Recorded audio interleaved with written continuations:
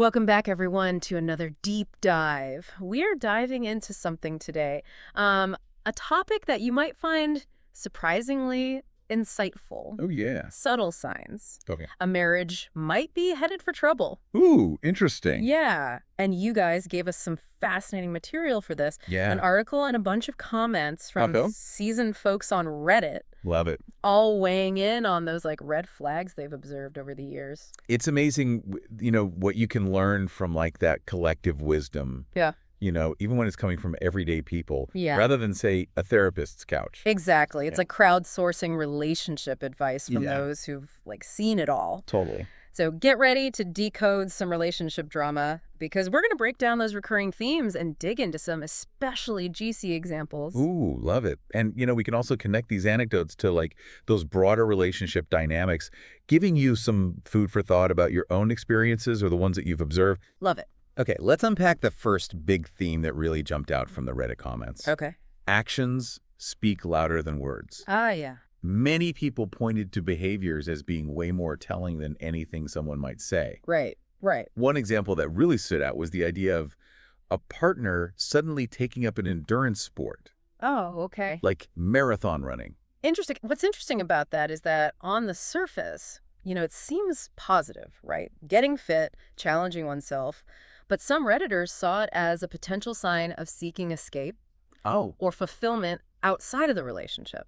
So it's not about judging anyone's love for marathons, Right. but rather considering what might be driving that sudden urge to clock miles and miles away Yeah. from their partner. Yeah, this speaks to a larger point about individual needs within a relationship, right? Like togetherness is vital, but partners should also have the space to pursue those passions that fulfill them personally. If that balance is off, it can create tension. Another Redditor pointed out that couples who are constantly gushing about their perfect love on social media Oh. are often the ones who end up splitting up dramatically. Oh, really? Almost like they're trying too hard to project an image that Right. doesn't match reality. Ah, yes. The classic overcompensating scenario. Mm-hmm. It makes you wonder, are they trying to convince themselves as much as their followers, or are they masking deeper insecurities? This dovetails with a concept psychologists call performative relationships, where couples prioritize the outward appearance of happiness over genuine connection. And then there's the wedding factor. Oh, Several comments highlighted a possible correlation between extravagant weddings okay. and messy divorces. Interesting. Is it a case of misplaced priorities, focusing on the spectacle rather than the substance of the relationship?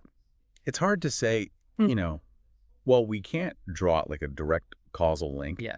Research has shown that overspending on weddings can be a predictor of financial stress later in marriage. Okay. And as we know, financial strain often spills over into other areas of the relationship. Speaking of prioritizing appearances, one Redditor shared a story about couples in their community who were constantly overspending to maintain a certain lifestyle. Big houses, fancy cars, the whole 9 yards. It's a classic case of keeping up with the Joneses. Yeah. And often it's driven by, deeper insecurities or the need for external validation. Mm. The problem is that pursuit of external validation can distract from cultivating true intimacy and connection within the relationship. And it sounds like in many cases, that pressure to maintain that perfect image actually pushed those couples further apart. They were so focused on the outward appearance that they neglected the foundation of their relationship, things like communication and emotional intimacy. Which brings us to our next big theme. Yeah. One that came up repeatedly in the Reddit thread.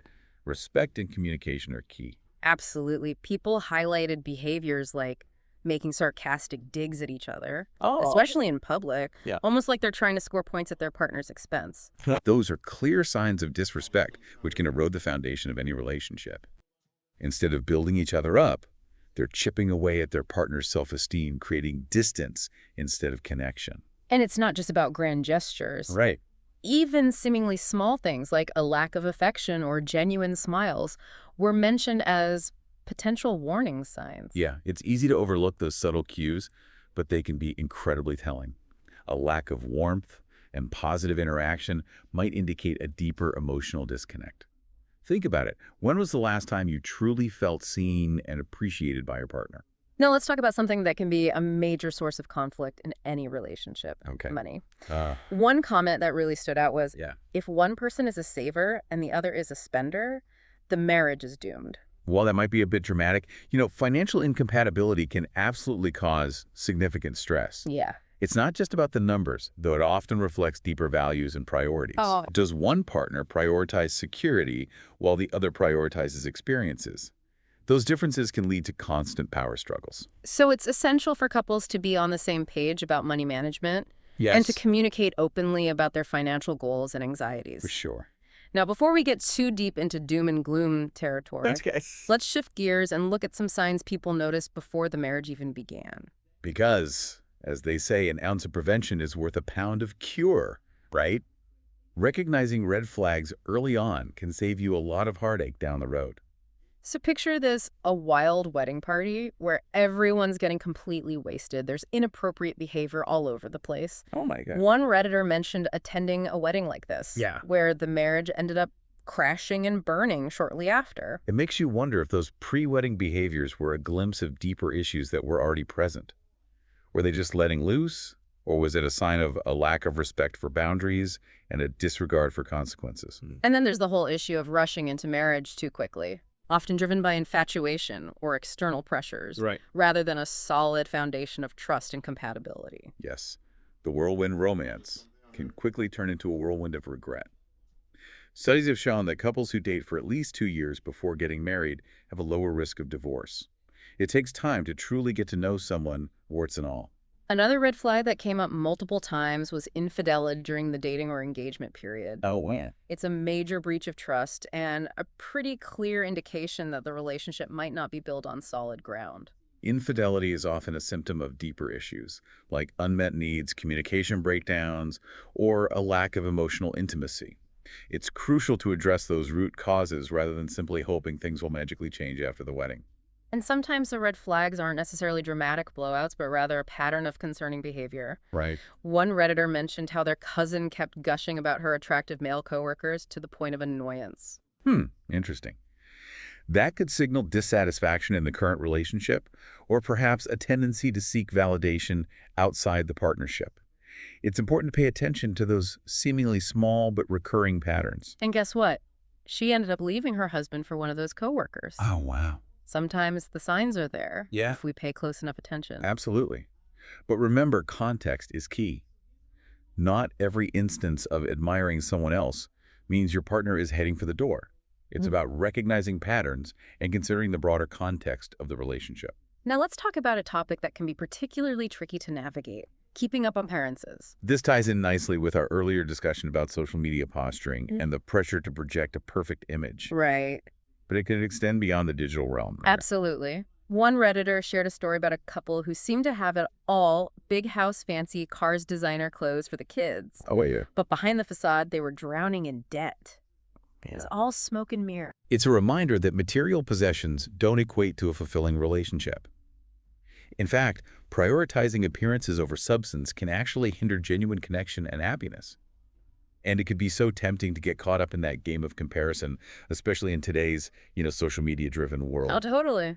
But, as we've seen from these Reddit anecdotes, trying to keep up with the Joneses can lead to, financial ruin and emotional turmoil. It's a great reminder to focus on what truly matters, building a strong foundation based on trust, communication, and shared values. Yes. And speaking of shared values, one Redditor talked about how differing views on family dynamics can create major tension in a marriage. It's so fascinating how something that seems so external to the couple, like their families, Yeah, can have such a significant impact on the relationship. right. This Redditor's brother married a woman who was incredibly close to her parents. Okay. And those parents were constantly involved in their lives, Oh, no. offering unsolicited advice, dropping by unannounced. It sounds like a classic case of blurred boundaries. And when those boundaries aren't clearly defined, it can lead to resentment, power struggles, and a sense of suffocation within the marriage. Exactly. The couple never had the space to develop their own identity as a family unit, to figure out their own way of doing things.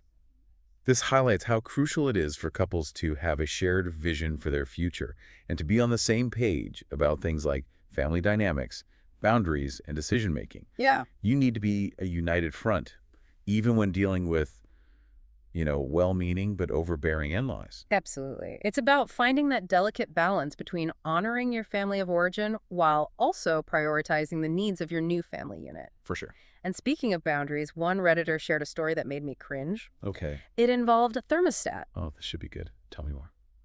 Apparently, a friend of theirs got married, and the husband refused to give his wife the password for the thermostat. What? He controlled the temperature of the house completely, even when she was freezing or sweating. Wow, that's a new one for me. Seems so trivial on the surface, right?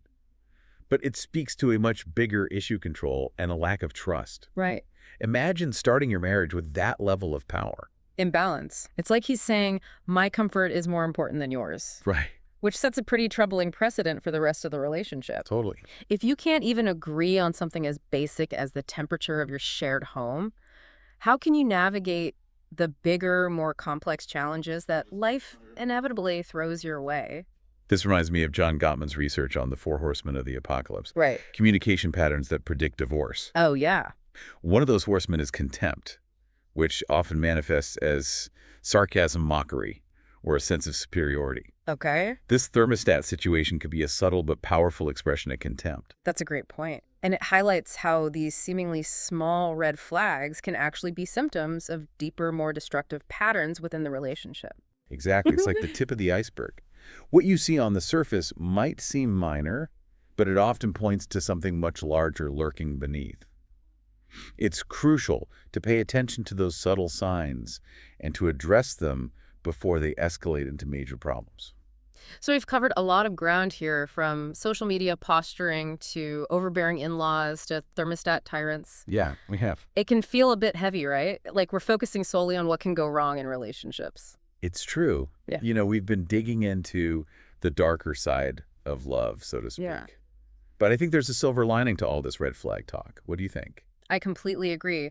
By becoming more aware of the potential warning signs, we can also start to recognize the positive signs, the green flags that Yeah. indicate a healthy and thriving relationship. Exactly. It's not just about avoiding the bad. It's about actively seeking out the good and cultivating the qualities that create lasting love. So let's shift our focus from the warning signs to the signs of hope. We asked you, our listener, to think about the green flags you've observed in your own life or in the relationships of those around you. What makes you believe a couple has what it takes to go the distance? What are the qualities and behaviors that inspire you? It's so refreshing to shift our focus, from those red flags to the green flags. Yeah. It's like taking a deep breath of fresh air after being in a stucky room. Totally. I agree. And, it's important to remember that even amidst all the challenges and potential pitfalls, there are countless examples of couples who are, navigating those relationships with love, respect, and a deep sense of partnership. Exactly. So let's dive into those green flags, those signs of hope that make us believe in the power of lasting love. What are some of the qualities you've observed in couples who seem to have that, it factor? For me, one of the most striking green flags is genuine respect. You can just feel it when two people truly value and admire each other, both for their strengths and their imperfections. It's like they're on the same team, cheering each other on and offering support even when they disagree. Yeah. And speaking of disagreeing, Yes. another green flag that comes to mind is the ability to handle conflict constructively. Absolutely. Yeah. No relationship is immune to conflict, but it's how couples navigate those disagreements that reveals their strength. Right. Can they listen to each other's perspectives? Can they find compromises that work for both of them? Right. It's about finding that sweet spot between assertiveness and empathy. Another green flag I often notice in happy couples is a sense of shared joy. Yes. They genuinely enjoy spending time together, whether they're going on adventures, pursuing hobbies, or just relaxing at home. That shared joy is so vital. Yeah. It's about finding those activities and experiences that bring you closer together and create those lasting memories. And it doesn't have to be grand or expensive. Sometimes the simplest moments, a shared cup of coffee, a walk in the park, a silly inside joke, can be the most meaningful. And let's not forget about the importance of support.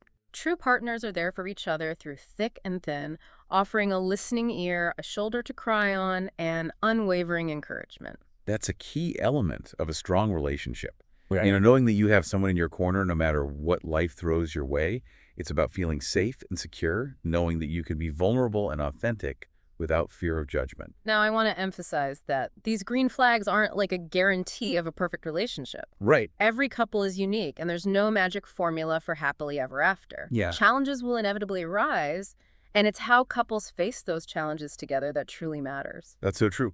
Relationships are dynamic and ever-evolving. They require ongoing effort, communication, and a willingness to grow both individually and together. But I do believe that by focusing on these positive signs, respect, healthy communication, shared joy, and unwavering support, we can increase our chances of finding and nurturing love that lasts. Absolutely. It's about shifting our perspective from, fear and suspicion to hope and possibility. Yes. And remembering that we have the power to create the kind of relationships we desire. So, listener, as we wrap up this deep dive, we want to leave you with a challenge. Go out and be a green flag spotter. Yes. Pay attention to the couples around you and notice the qualities that make their relationships thrive. What can you learn from their example? Yeah. How can you apply those insights to your own life, either in your current relationships or in the relationships you hope to build in the future? Because ultimately, that's what this deep dive is all about, empowering you to create connections that bring joy, fulfillment, and a sense of belonging. We hope you've enjoyed this exploration of relationship red flags and green flags. And remember, whether you're single dating or in a committed partnership, the journey of love is a lifelong adventure. Stay curious, stay open-hearted, and keep those green flags flying high. This has been The Deep Dive. We'll see you next time for another insightful exploration of the topics that matter most to you.